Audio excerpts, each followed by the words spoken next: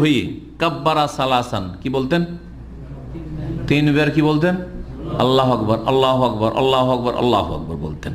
সুম্মা কালা, তারপরে বলতেন সুবহানাল্লাযী সাখখারা লানা হাযা ওয়া মা কুন্না লাহু মুকরিনিন ওয়া ইন্না ইলা রাব্বিনা লামুনকালিবুন। এটি তো কোরআনী দোয়া, কোরআনের আয়াত, এটি পড়বেন। সুবহানাল্লাযী সাখখারা লানা হাযা, সেই সত্তা পাক পবিত্র যিনি আমার জন্য এই বাহনটিকে, সেটা আপনার উটের বাহন হোক আর ঘোড়ার বাহন হোক আর সেটা জাহাজ, পানি জাহাজই হোক অথবা উড়োজাহাজ হোক অথবা বাস হোক আর আপনার প্রাইভেট কার হোক, যা কিছু হোক না কেন, এমনকি সাইকেল হোক, সাইকেলে দোয়া পড়বেন না?